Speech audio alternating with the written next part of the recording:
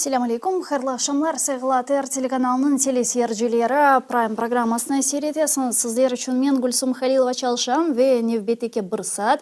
Bu студияда сіздермен бераберлікте украин тілінде сонки әдіселеріні лаф етежекміз. Ama біз Қырым татар телеканалы олғанымыз үшін әрдайым yayınlarımызны Қырым татар тілінде башлаймыз ve Қырым татар тілінде сіздеріні selamlamaktan memnunum. Ayrıca mübarek Ramazan ayınızını da hayırlamağa isteyim. Bütün Müslüman ümmetinin mübarek Ramazan ayı hayırlı olsun ve inşallah bu işgal altında cenk şaraitlerinde karşılağanımız ve orazа tutkanımız sonki ay olur ve ilerideki yıllarda Ramazan bayramlarını biz işgalden kurtarılgan ana vatanımızda ve cenkinin olmagan bir memlekette yani Ukrayna'da barışının olganı ve işgal etilgen topraklarının olmaganı bir memlekette karşılarmız sizlerle beraberlikte ve hususan Kırım'da beraberlikte bu günlerini bayram şeriflerini beraber geçirermiz dep umut etemiz. Çünkü hakikaten endi 10 yıldan beri işgal devam ete. Endi 3 yıldan beri Rusya'nın Ukrayna'ga büyük ilan etkeni ve açkanı cenk devam ete ve bizler de elimizden kelgence her birimiz bu cenknin, bu işgalinin bitmesi için elinden kelgenini yapa, cenkleşe, kimi informasyon sahada, kimi cebede, kimi siyasi, kimi diplomatik, kimi ise demek farklı diğer sahalarda faaliyetlerini alıp bara bu cenknin bitmesi ve nihayet Kırım'ın ve Ukrayna'nın diğer topraklarının işgalden kurtarılması için saygılar arkadaşlar. Bütün yapkanlarımız, bütün niyetlerimiz, demek bütün faaliyetlerimiz bunun ile bağlı. Вітаю в ефірі телеканала АТР. Ви дивитесь інформаційно-аналітичну програму Prime.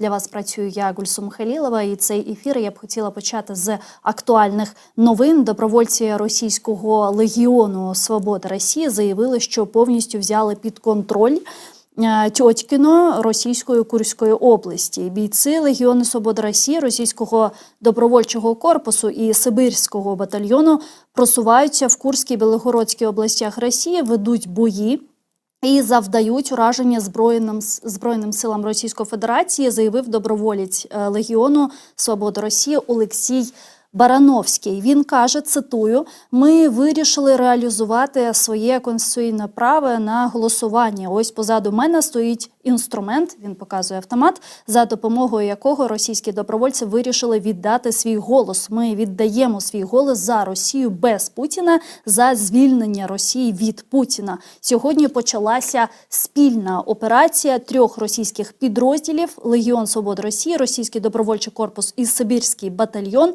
Ми громадяни Росії, ми йдемо до себе, додому, щоб звільнити нашу батьківщину від диктатури Владимира Путіна. Кінець цитати. Він додав, що російські військові не очікували цього. У 2 областях Росії тривають бої. Ініціатива зараз у руках добровольців. Зараз з нами на прямому зв'язку пан Олександр Кондратенко, головний консультант аналітичного департаменту Офісу глави президента в 2014-2016 роках, політтехнолог. Саша, привіт, вітаю. Вітаю, привіт. Ну, що ти думаєш з приводу Легіону Росії, Свободи Росії? Вони зараз в Курській, Білгородській області. Чи є якась перспектива, наскільки масштабним може бути цей рейд? Стосовно масштабів операції складно сказати, бо інформації досить мало. Єдине, що ми можемо побачити на якісь відеозаписи і те, що ти зараз прочитала підводку стосовно того, що сказав один із там добровольців одного з батальйонів, але цікаве інше. Так. Знаєш, мені подобається, що сам цей більше навіть інформаційний привід, він напередодні голосування 14-17 березня в Російській Федерації. Угу. От такий меседж, це можна сказати, певним чином навіть ляпас тому режиму в Російській Федерації, який весь час говорить, що кордон у них захищений, все в них в порядку, йдемо до процвітання і все. А от такий демарш такий добровольчих формувань, те, що росіяни, які з нашого боку повертаються, так би мовити, на голосування, це серйозно і важко буде пропагандистським каналам РФ говорити про те, що нічого не відбувається, так би мовити. Ну, тобто ти вважаєш, що це більш інформаційний та такий іміджевий удар Путіну? На дану мить саме так. Бо говорити про те, що там 3 батальйонами можна втримати всю Курську або Білгородську область, це абсурд. Якщо Російська Федерація туди підтягне Росгвардію, яка на сьогоднішній день там біля 400 тисяч особового складу, і вони також укомплектовані і важким озброєнням і бронетехнікою, то як це вже було попередньо, ми пам'ятаємо, що такі акції вже відбувалися, хлопці просто відступлять назад. І на цьому, як то кажуть, трошки навели хаосу, і росіяни почали масово істерити, що все пропало, спасайте, помогите, мають відступити. Маневрова, так би мовити, маневрова війна, але вже на території Російської Федерації. Ну, тобто це така зайти-вийти операція?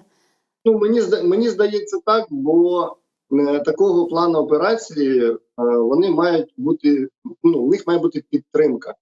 Якщо звернутися і звернути увагу на те, що говорить Генеральне управління розвідки України, вони до того ніякого стосунку не мають.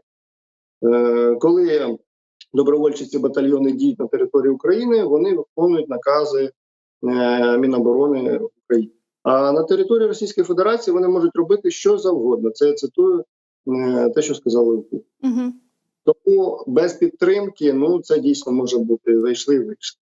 На більш якісь серйозні бойові дії розраховувати, там, я не знаю, можливо, купувати якесь не село, а місто невеличке, тоді це затягнеться. Але це вирок всім тим, хто буде там на тій території без підтримки. Тому мені слабо віриться в те, що вони можуть там довгий час перебувати і вести бойові дії до того, як вони підтягуються основні сили Російської Федерації. У мене таке романтичне запитання тоді. А як ти вважаєш, а хто може їх підтримати? Чи можуть їх підтримати цивільні Росії, які приєднаються і скажуть, ми теж хочемо позбавитись від диктатури Путіна? Чи це зовсім неможливо? Це, мабуть, дійсно щось казкове на сьогоднішній день, тому що інформаційна пропаганда, та яка діє в Російській Федерації, вона на такому щаблі, на такому рівні, вона переплюнула свій час, мабуть, навіть уже Геббельса перед пропагандою нацистської Германії. Населення зомбоване не на 100%, а на 110%, якщо можна так сказати. Є частина суспільства, яка, можливо, і проти діючого режиму, але я в опозицію в Російській Федерації як не вірю, так і не вірю. І єдині, хто може сколихнути суспільство саме в РФ, це люди, в яких є кошти, а саме певним чином олігархат. На 2022 рік, останні якісь дані світові було доларових мільярдерів, якщо не помиляюсь, 88 людей. За 2 роки війни вони сумарно втратили десь відсотків 5-26 своїх статків. І ніхто не хоче втрачати кошти. Але, знову ж таки, одні бідніють, інші багатіють, як це не прикро. Тому якась частина, наприклад, олігархату захоче дестабілізувати якісь певні регіони, вкинути туди певне фінансування. Можливо, тоді якась буде історія з цього. Але так як в них були серйозні масові зачистки до того, як вони почали в 2022 році, то це все відсунулося в проміжку, я знаю, може років навіть на 5, не менше. Дійсно, ти ж бачиш, що навіть смерть Навального, вона ніяк не спонукала людей виходити на якісь масштабні, серйозні протести. Люди просто виходили на вулицю, там залишали квіти та кричали «Українці теж люди». Десь у них навіть було «давайте там щось хвилиною мовчання». Так ви ж завжди мовчите. Ви до того мовчали 30 років, зараз ви мовчите. Це така або вони дуже сильно бояться, що також може бути. Бо ми ж неодноразово бачили, як у них там акції ці відбуваються. Довго не говорять, там пакують зразу і все. Я особисто не уявляю собі, якби я був на території Російської Федерації з проукраїнською позицією або навіть з проросійською позицією, але не діючого режиму, яким чином діяти взагалі супротив тій машині, яка там є. Ну, це складно, але це можливо. І якщо ми говоримо про той інформаційний привід стосовно батальйонів наших, ну, можливо, якась певна частина населення захоче приєднатися і разом з ними вийти. Ну, теоретично вийде до нас і ще буде більший батальйон з росіян. Але, ну, складно. В це я мало вірю, скажімо так.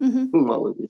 А щодо національних республік, як ти вважаєш, чи може там початися якийсь національний рух? Ну ось, наприклад, зараз Верховна Рада України працює над цим, і нещодавно Верховна Рада підтримала постанову про право інгуського народу на створення своєї незалежної держави. За проголосували 248 парламентарів.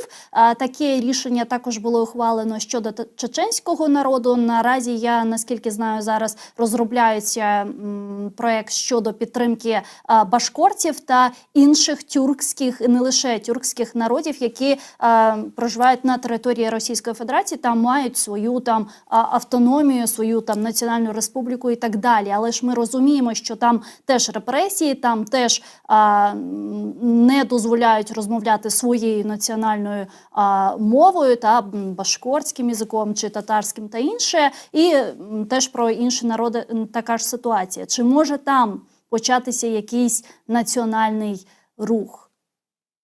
Все, про що ти зараз зазначила, це є дефрагментація Російської Федерації як такої. Так.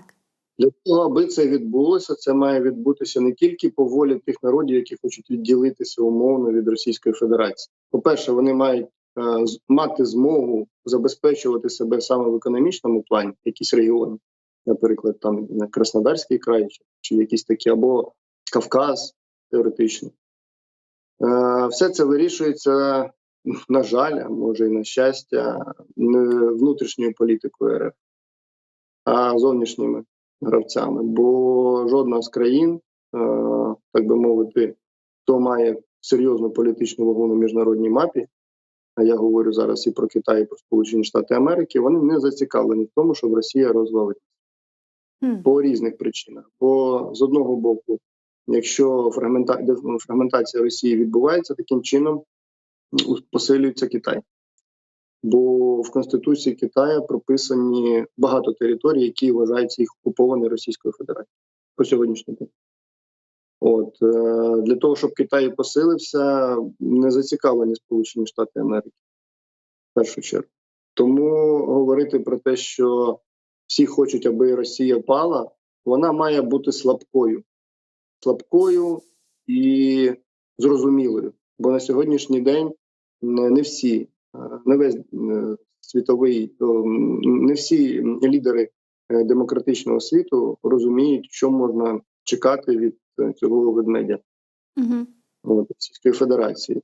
Інша сторона медалі, що відбувається зараз, останні в 23-му році суттєво падає товарообіг між США і Китаєм. Є вже факти того, що я особисто навіть бачив кілька відео з одного з найбільших морських портів Китаю. Він пустий стояв. Абсолютно. Хоча раніше там просто треба 2 тижні стояти, аби зафрахтувати корабель в черзі. Це свідчить про те, що економіки Китаю і США не віддаляються одна від одної, і ця турбулентність може серйозно похитнути всю економічну складову цього світу певним чином. Це може також свідчити. Так, а навіщо? Це може... Так, будь ласка, вибач, давай. Це може також свідчити багато факторів того, що всі готуються до більш серйозного конфлікту. Не тільки на території України, якщо так буде всім зрозуміло. Конфлікт в масштабах, яких було там багато-багато років тому. І всі до того готуються. Планові економіки перелаштовуються на це. ВПК в Сполучених Штатах Америки працює вже в 3 зміни. Що відбувається в Китаї, я не аналізував, але схоже, що оцей трикутник, який формується, а вже сформований ще до 2022 року, Делі, Пекін, Москва, і до них приєднався ще Іран. Всі ці авторитарні, так би мовити, ну не всі авторитарні, але в більшість свої авторитарні країни, вони виступають проти, на іншій шальці терезів, демократичного суспільства. Це частина європейських країн, Сполучені Штати Америки, ну і взагалі такі країни, як ми. От. І як надалі це буде розгортатися події, досить складно прогнозувати. Але все, що відбувається, дуже схоже, так би мовити. Іран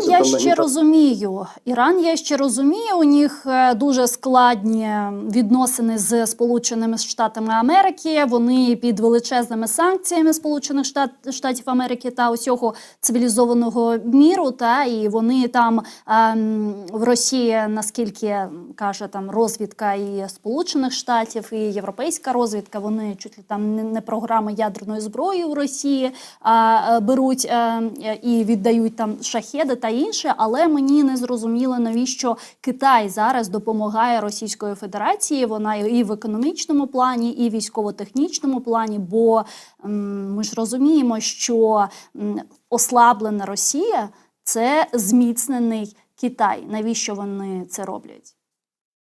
Ну, мені здається, що є така фраза, дуже багато її використовують, не все так однозначно. Так. Ми прекрасно розуміємо, що від того, що відбулося, і від товарообігу, так би мовити, Російської Федерації з Європейським Союзом, що відбулося з поставками вуглеводородів, як Сполучені Штати Америки зайняли майже цілком ринок ЄС. Мені здається, у Російської Федерації і Китая є, крім, звісно, публічної площини, дуже багато перемовин, про які ми навіть не здогадуємося в неформальній обстановці, і не тільки з ними. Ми забули ще згадати про Северну Корею, з якими також дуже часто вони ведуть перемовини. І чому допомога? З одного боку, якщо в тебе потрібно кудись збувати твої товари і заробляти на тому кошти, а я підкреслюю, що розрахунок юань і в Росії рубль вони підписали вже давно, так само, як і з Індією рупії, рубль, то все це, мабуть, більше зараз схоже на економічну складову. Всі заробляють і таким чином підтримують. Але якщо більш глибоко подивитися, то на якісь не дуже хороші тенденції.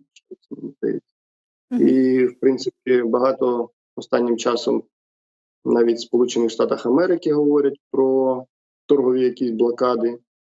І якщо я не помиляюсь, вчора чи позавчора якась фраза така пролунала стосовно того, що, як же вона була, той порядок, який був в світі, я дослівно не пам'ятаю, але той порядок, який був в світі, він може серйозно похитнутися.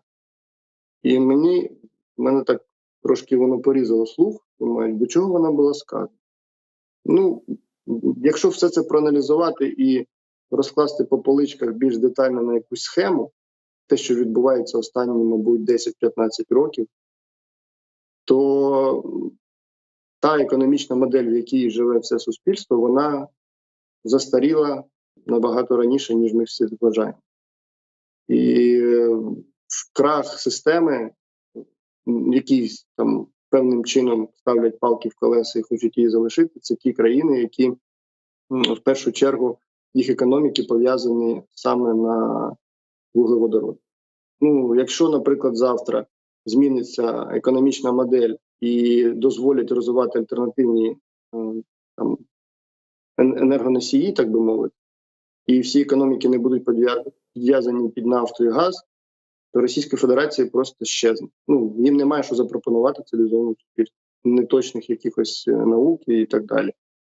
Ні виробництва. Вони голі й босі, крім своєї нафти і газу. А де ж тут ми? Тобто, коли будуть відбуватися чи вже відбуваються ці процеси, війна на території України, на окупованих територіях України, вона триватиме? Певним чином, думаю, що вона триватиме, але не в такій активній фазі. Так. Тут складно сказати, Гульсум, бо дуже багато є таких точок георозлому, ми одна з них, де зіштовхуються Захід і Схід. І сказати там на 100%, що в нас все закінчиться, а в іншій частині світу це все почнеться. Вони намагаються, як я бачу, намагаються підпалити і Близький Схід. Ми бачили, що відбувалося з Палестиною, Ізраїлем, і продовжується, до речі, Хамас. І ніхто якусь мирну угоду на сьогоднішній день, я не бачу, що там підписували і так далі. І наша така, так би мовити, наш конфлікт. Але, розумієш, нас розцінюють, мабуть, не як суб'єктів. Ми об'єкти на сьогоднішній день. Або навіть клітинка, або поле бою, як хочеш, так це і розумієш. По факту так і є. І нам допомагають, звісно, і будуть продовжувати допомагати. Бо якщо Україна стане на коліна, це буде крах в першу чергу адміністрації Байдена і безпосередньо самого Байдена. І це буде величезна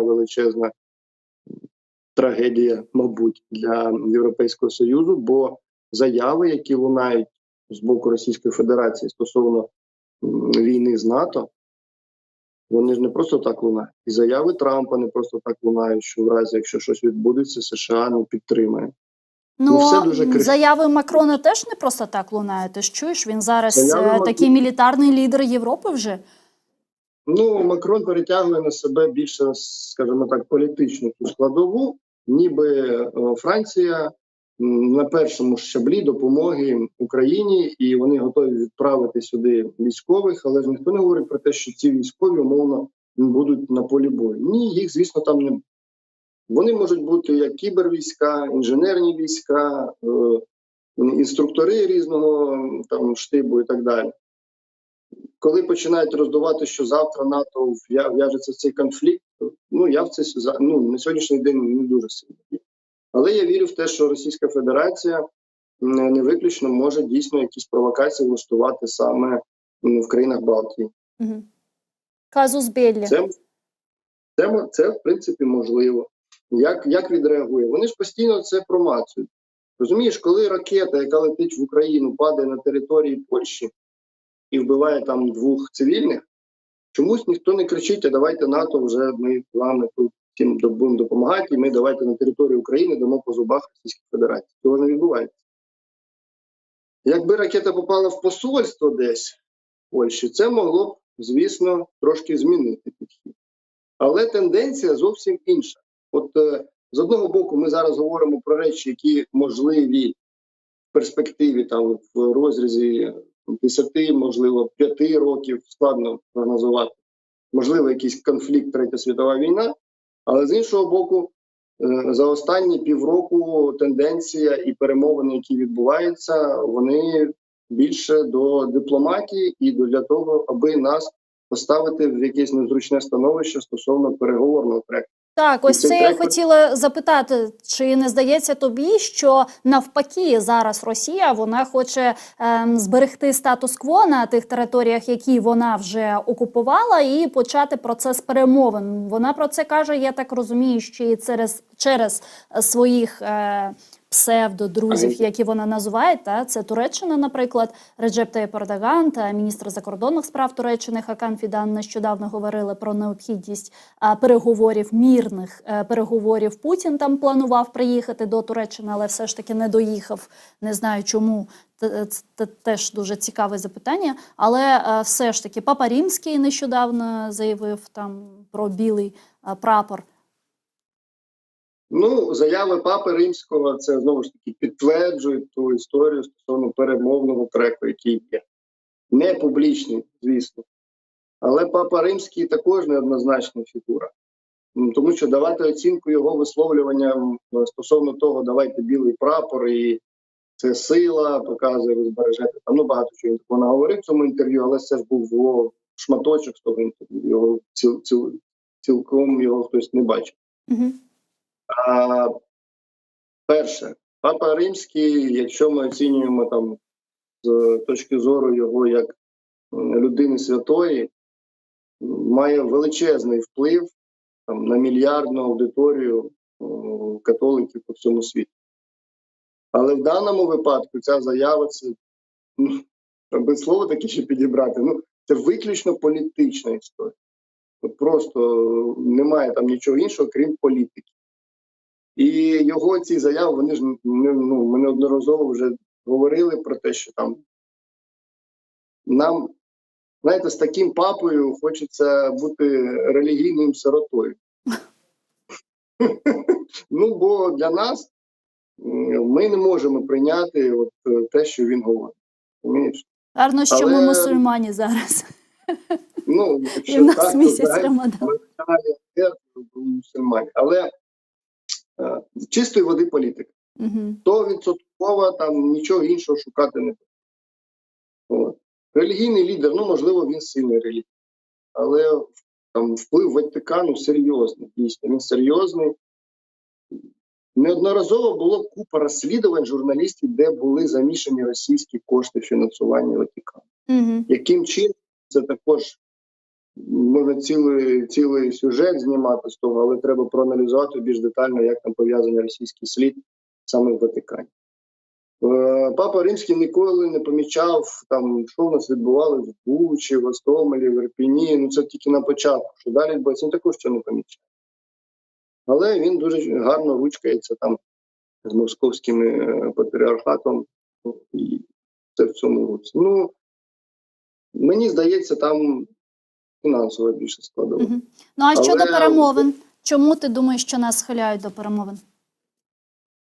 Тому що розуміють, мені здається, що вони розуміють, що певним чином в них не виходить те, що вони хочуть зробити, реалізувати. Військова компонента, вона не те, щоб зайшла в глухий кут, але просування серйозного немає ні з нашого, ні з їхнього боку. Всі чекають, що відбудеться в виборчій кампанії не тільки в Російській Федерації, там зрозуміло, а в Європейському Союзі і в Сполучених Штатах Америки, які лідери прийдуть, і як це може вплинути на подальші рухи саме цих країн. І я не вірю в те, що Російська Федерація видихне, тому що санкції, хоч вони трохи і працюють, але не так, як нам хотілося. Якщо ми подивимося, як у них зросла економіка в третьому кварталі минулого року, то про те, що санкційні ці пакети, хоч їх там соти вже приймають, кіна не буде. У них є нестача компонентів різного характеру, якихось точних і так далі, але стосовно торгівлі, вони її нарощують. І знову ж таки, повертаючись до Китаю, Китай цілком і повністю компенсує всі ті санкції, які наклав Європейський Союз і Сполучені Штати Америки. Але санкції, вони ж не в односторонньому порядку. І Європейський Союз також відчуває велику проблему з різними товарами, які надходили з Російської Федерації. В першу чергу це товари, про які я говорив. Тому цей ринок став більш пустим, і жижений газ з США його повністю закрив. Торгівля на крові, як хочеш, так і розумій. Нова оця хвиля розмовин про переговори між Києвом і Москвою, вона буквально нас накрила останні, мабуть, 3-4 тижні. А що ж робити в такому разі, як ти вважаєш? Що найкраще зараз в такому разі може зробити Україна і повинна зробити? Україна рухається своїм шляхом і продовжує на світовому майданчику говорити про те, що у нас геноцид, те, що ми говорили там останні 2 роки, не буду повторюватися, стукає в двері, хтось приєднується, навіть там з Латинської Америки президент на наш бік став вчора, дуже дивно це. Але дійсно якісь рухи позитивні є. А що робити Україні? Мені здається, що керівництво нашої країни робить велику кількість помилок. Якщо так трошки завуальовано, але багато висловлювань розходяться з діями, і не все мені подобається в тому, як у нас відбувається. Я про військовий компонент взагалі зараз не говорю. Я говорю виключно про політичну складову. Тих народних обранців, Кабміну, президенту, Офісу президента. Багато до них питань, і вони рано чи пізно будуть озвучені не тільки мною, а взагалі суспільством українським. На питання просто ніхто не відповідає. Я на сьогоднішній день навіть досі не знаю, яка причина звільнення Залужного. Мені вона не зрозуміла. Ніхто нікому не сказав. Чому? Це неправильно. І таких питань багато. Це такі зовсім лайтові, так би мовити, питання. Про корупційні складові взагалі цілий ефір можна говорити, скільки всього було за цей час, і ніхто не поніс ніякого покарання. Мені просто шкода тих пацанів, які зараз гинуть. А як ти вважаєш, ось ці складнощі зараз з підтримкою Сполучених Штатів Америки, Британії тощо, вони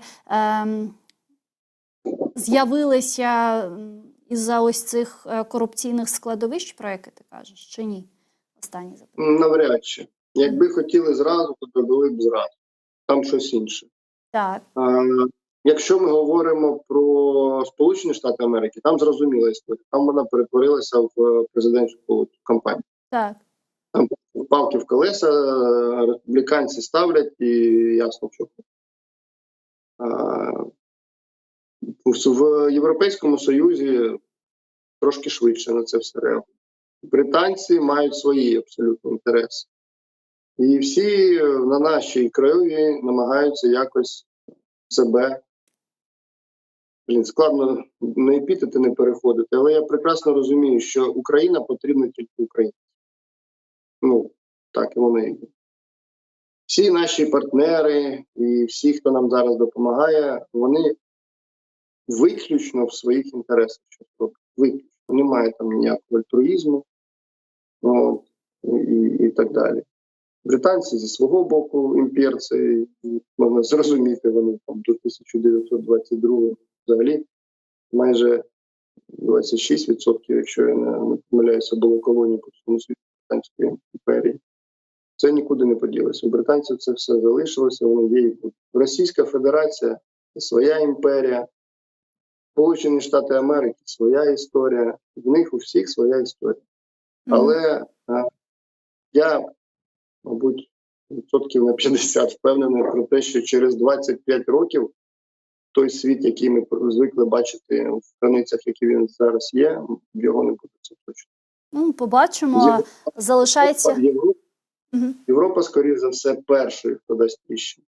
Там достатньо буде вийти тільки Німеччині з Євросоюзу і все. Далі можна про європейську цю спільноту ставити на невеликий тест.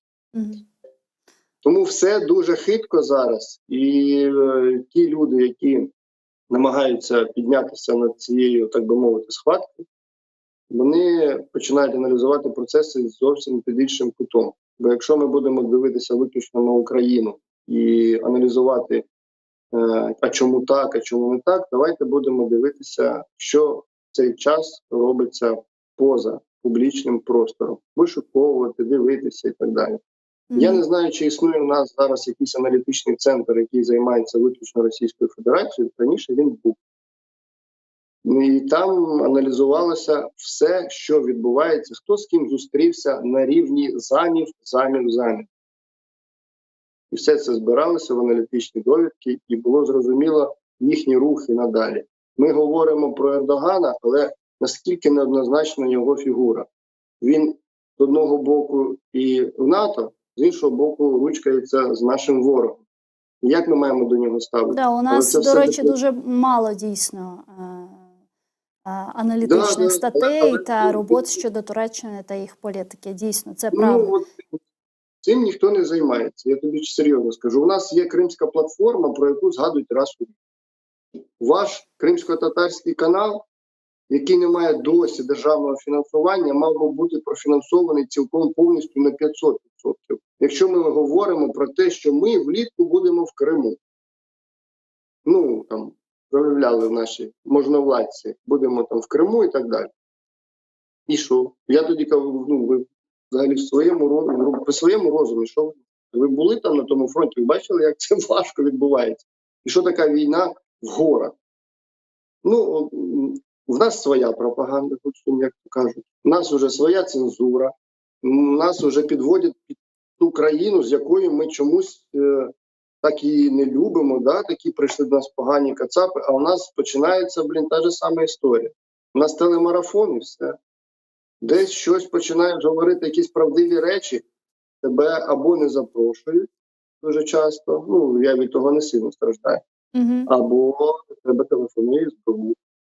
Ну да, інформаційна безпека – це тема, на яку треба приділити дійсно багато уваги, але, на жаль, у нас зараз такого часу немає, тому мені треба переходити на іншого гістя. Дякую тобі, Олександре, але я думаю, що найближчим часом ми зустрінемось ще в ефірі телеканалу АТR та поговоримо про інформаційну безпеку. Чохсагол, дякую, Олександр Кондратенко. Давай, пока-пока. Да, дякую, був з нами на прямому зв'язку, політтехнолог. А зараз до нас приєднується Максим Несвітайлов, політолог-міжнародник.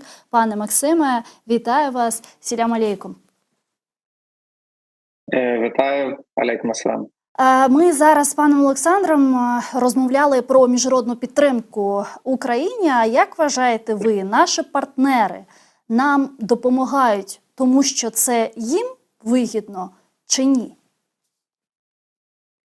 В будь-якому випадку міжнародні відносини, вони будуються на взаємній вигоді.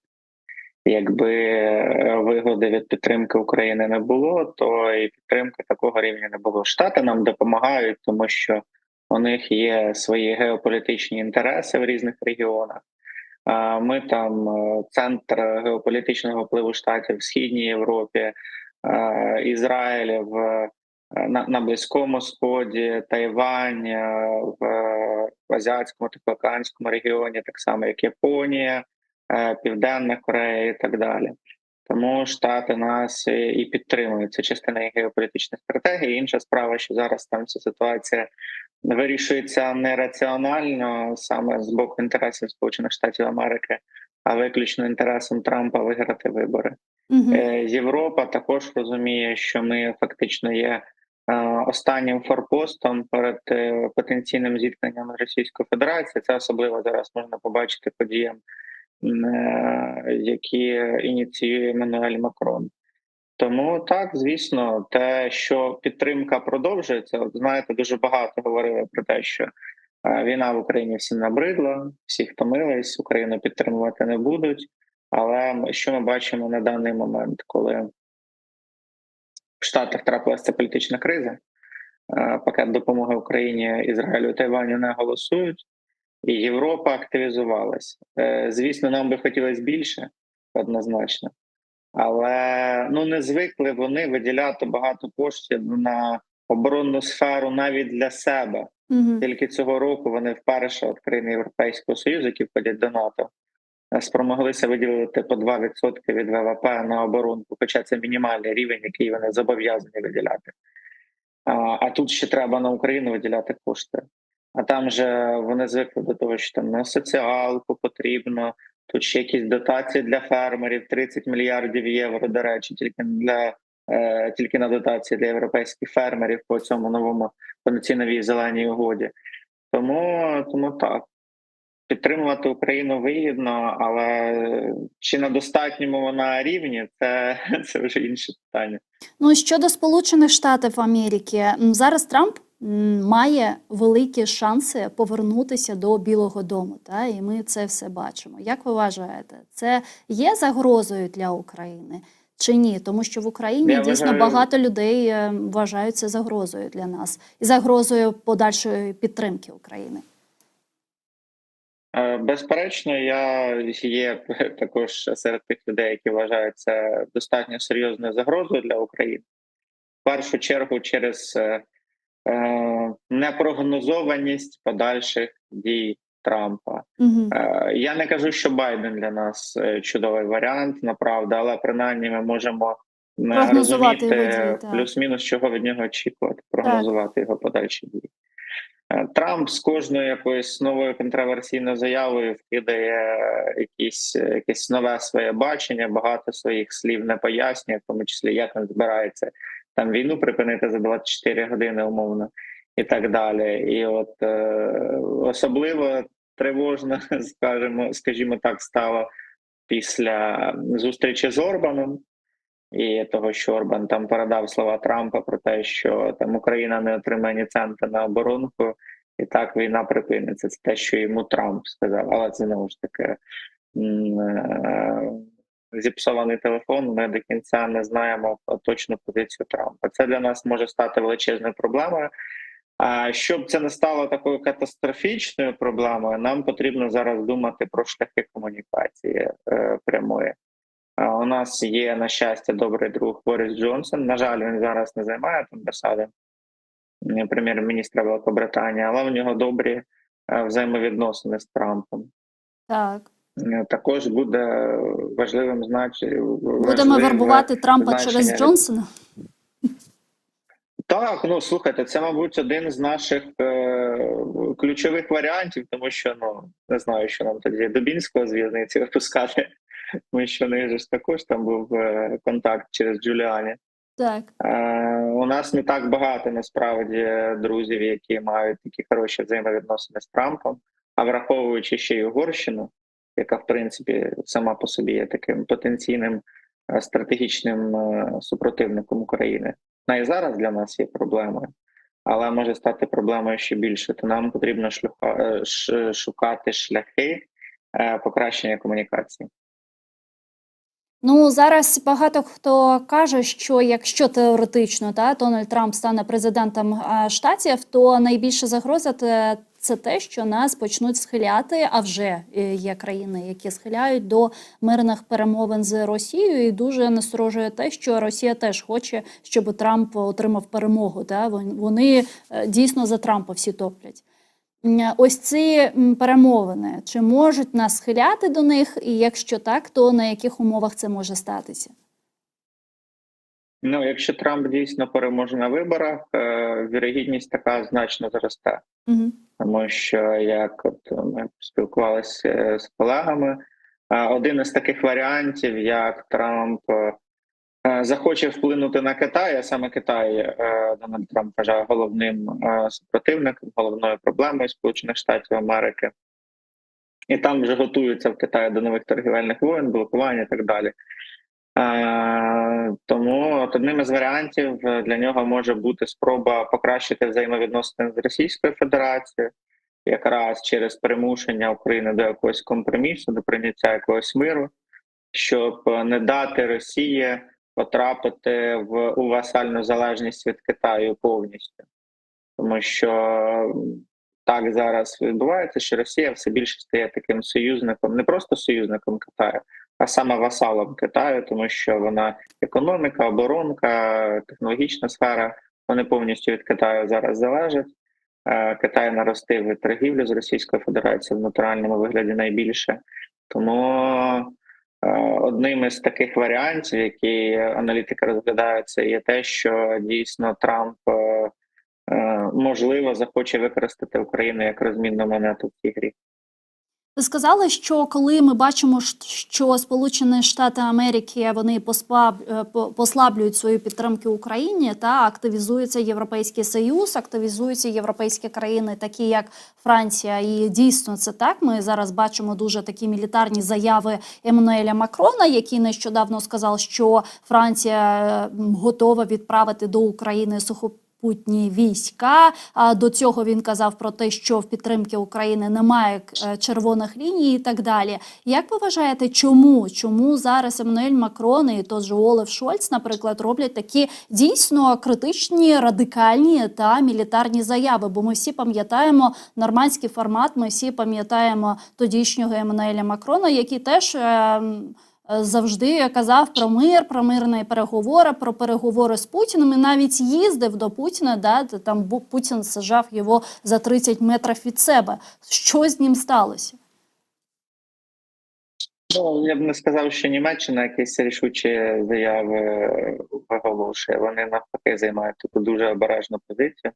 Мені здається, все ж таки у Росії є якісь шляхи комунікації, через які вони Німеччину достатньо успішно залякують. Можливо. З Макроном, так, з Макроном ситуація трохи інша, тому що він зараз перебуває на другій каденції, на другій своїй президентській каденції, і це його останній строк в якості президента.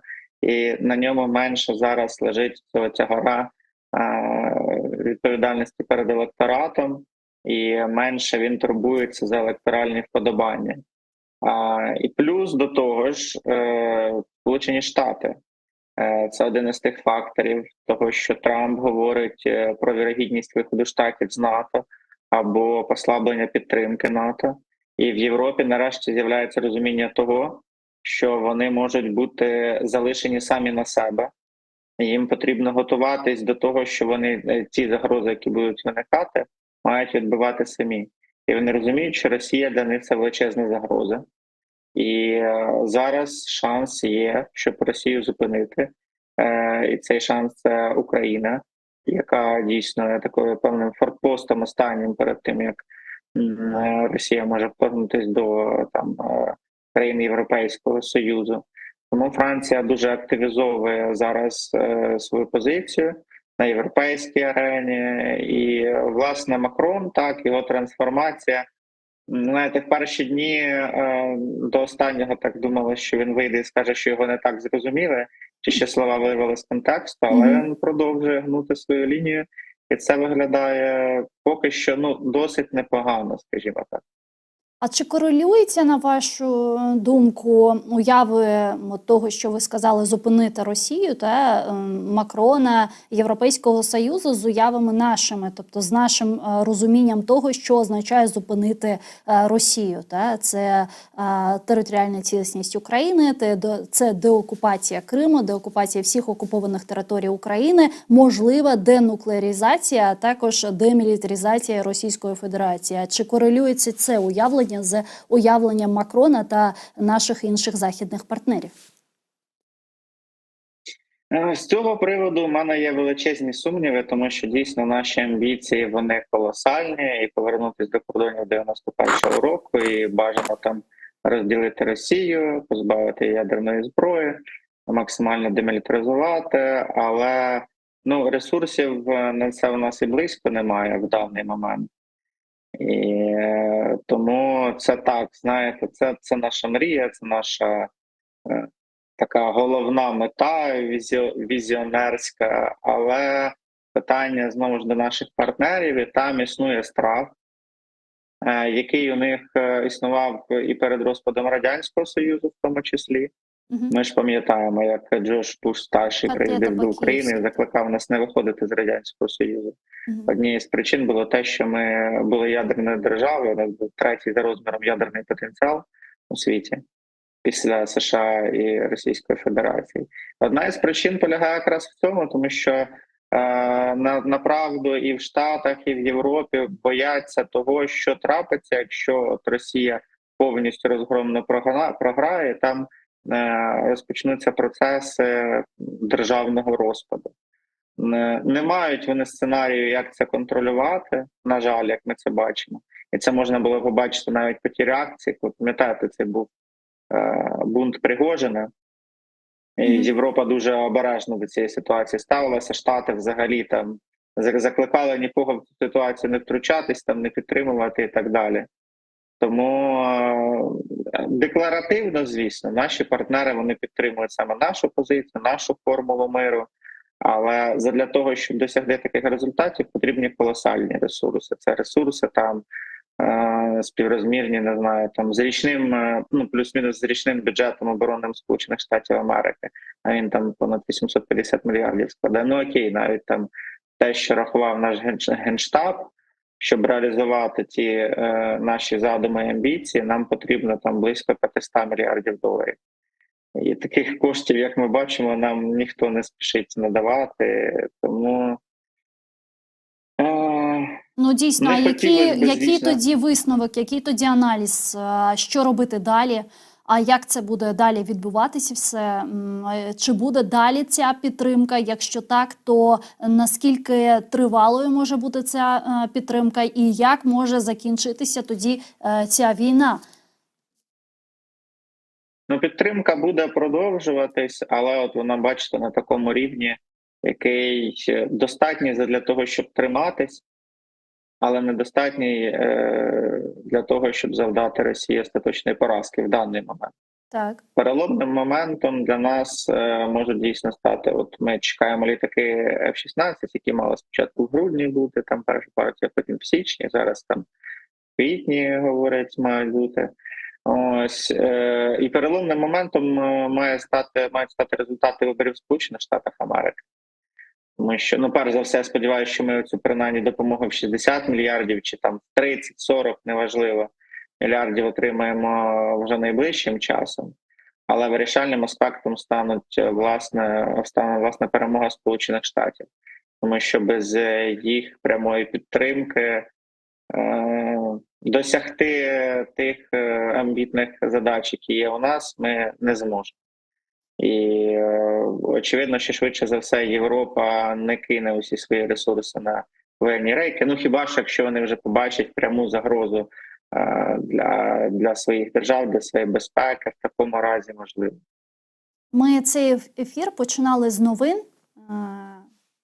Легіон Свободи Росії, він зайшов на територію Росії з іншими добровольчими легіонами і зараз знаходяться в Курської та Белгородської області. Як ви вважаєте, ось це може стати якимось таким тригером розпаду Росії? Я розумію, що це таке романтичне запитання, але все ж таки. Ну, знаєте, якби умовно ці всі російські опозиційні хлопуни, які виходили на прощання з Навальним, підтримали цю ініціативу, але дуже слабко в це віриться. Знову ж таки, це гарна акція, це надія на підвищення там емоційного стану загального українців, тому що у нас сьогодні дуже позитивний такий день, враховуючи там масовані атаки по Росії безпілотниками. І цей захід, але поки, як ми бачимо, такої критичної ролі, на жаль, ці формування не відіграють. Якби у них була військова потужність співрозмірна перше з там навіть з ПВК «Вагнер», то під час того їхнього походу, і якби у них іще була достатня суспільна підтримка на правду, тому що, знову ж таки, незважаючи на те, що це росіяни, вони все одно приймаються як українські або проукраїнські росіяни. І значною кількістю цього глибинного народу, який щиро підтримує Путіна, вони будуть сприйматися не як свої, а як окупанти. І тому поки що, от якби ми побачили якийсь реальний момент, коли, знаєте, мери почали виходити і казати: визволителі ви наші, давайте, ми там всі підтримуємо на Москву маршем проти Путіна, от тоді б це мало там якийсь показник. Або якби ще там паралельно десь по Російській Федерації в якихось республіках спалахнули повстання на підтримку такого заходу. А так, це поки що просто такий приємний момент, який трохи покращує цей день. Тобто розраховувати на те, що розлад буде в Росії, чи буде якийсь парад незалежності, незалежних народів, поневолених народів, які мешкають на території Російської Федерації, наразі не можна розраховувати лише на Збройні сили України та на удари по стратегічних об'єктах Російської Федерації в Криму чи та інших, наприклад, окупованих територіях Росією і на територію Росії. Так, поки що я гадаю, що це дійсно так. От найкращий момент був тоді, коли цей був марш Пригожина на Москву. Незрозуміло, хто з цих двох істот, Путін чи Пригожин, були кращим варіантом, але якби це дійсно завершилось великим якимось побоїщем, це б могло чимось дійсно в щось вилитись принаймні. Тому що того ж Пригожина була значна електоральна підтримка на Росії, і Путін тоді виглядав слабким і переляканим. Зараз він провів глобальну чистку, зміцнив свою централізовану владу. От в той момент можна було бити. В той момент потрібно було, щоб легіон заходив, РДК, потрібно було з усіх сторін намагатись цю історію підтримати. Ну, не зреагували ні ми достатньо, ні наші партнери, на жаль. Ну, наші партнери, знову ж, через те, що вони злякались, бо не знали, чого далі очікувати від цієї історії. Ну, а як ми повинні були відреагувати? Ну, Пригожин, він стався таким боягузом, і просто його потім прибрали і все. Швидше дурним, насправді, тому що всі, мабуть, і на Росії, в Україні та по всьому світу, окрім Пригожина, вочевидь, знали, що якщо він зупиниться, то його вб'ють. Так. Це було очевидним, що Путін ніколи не дотримається домовленостей, він ніколи не пробачить таке приниження. Це було колосальне приниження. Ми пам'ятаємо це відеозвернення, і там Путін виглядав розгубленим, переляканим. І після такого, ну, як би він міг його просто відпустити, було очевидним, що він буде ліквідований. Так власне, і трапилось. Тому я не скажу, що він боягуз, можливо, просто ідіот, не знаю. Ну, на цієї нотки тоді попрощаємося. Дякую вам дуже, пане Максиме, бо в нас вже час триває і треба завершати цей ефір. Дуже приємно було поспілкуватись, і я сподіваюся, що надалі ми будемо зустрічатися в ефірах телеканалу АТР. Дякую, що доєдналися, знайшли час. Пане Максиме, Максим Несвітайлов був з нами на прямому зв'язку, політолог, міжнародник.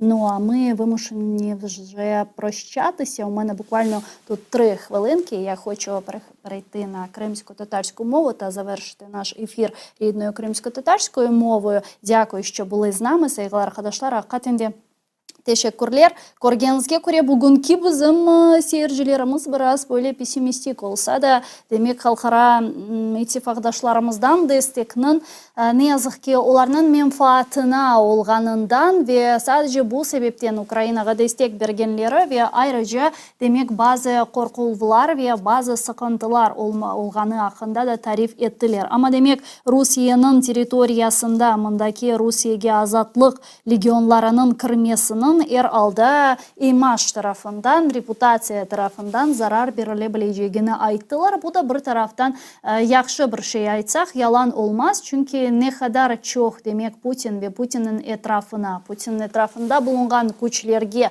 bu şekilde imaj tarafından darbeler verilse, bu onların kendisini yaxşı hissetmeleri sebebinden de demek böyle zarar getirici bir şey olacaktır. Biz halkının bir şekilde bularga inanacağını veya bir şekilde onlar da Rusya'ya azatlık hareketine koşulacağına dair hakikaten de illüziyalarını beslemeyimiz. Ama alda demek Putin'in rejimi ne kadar zayıflaşkanını bular gösteriyor. Ne için? Çünkü 10 yıllarca Ukrayna'ya karşı cenkке hazırlangan Rusya ne için bugüne kadar onun sınırlarını en azından kuvvetleştirip olamadı. Öyle ki bir legionlar sınırını geçip Rusya'nın topraklarına kırıp ve hatta bazı köy ve kasabalarını işgal edebiliyor. Ne için? Yani böyle bir sualler meydana geliyor ve bu hakikaten de Rusya sınırcılarının, gümrükçilerinin ve Rusya askerlerinin zayıflığını gösteriyor. Zaten sonki 3 yıl devamında bu zayıflığın ne seviyede olganını gördük. Çünkü dünyanın ikinci ordusu dep adlandırılgan ozunu demek Rusya'nın ordusu hakikaten de öyle değil eken ve ozunun gücünün olmaganını ve Rusya'da yolsuzluk yani korrupsiyanın nasıl derecede olganını gösterdi. Ve bu aslında güzel bir ders hakikaten de arkadaşlar. Bu meselede ömrümde ilk defa korrupsiya yaxşı dep aytabilem. Çünkü aynen bu korrupsiya yardımı ile Rusya'nın ordusu Ukrayna'nı tamamen işgal etip olamadı. Ve bu sebepten saygılı arkadaşlar bizler de Ukrayna Silahlı Kuvvetleri direniş gösterem, mücadele ete ve Rusya ordusunu Ukrayna sokaklarında, Ukrayna şehir, kasaba köylerinde ve Ukrayna çöllerinde yok etmege ve kırmaga devam etiler. Biz de yayınlarımızga devam etemiz. Biz de hem Kırım Tatar hem Ukrayn tilinde ağzımızdan prime programmalarımızını alıp baracakmız. Bu hafta sizlerle beraber bütün hafta men olacağım ve növbetiki hafta bu yayını, bu studiyani meslektaşım Aydırağa Mujdabayev'nen paylaşacakmız. Görüşkence.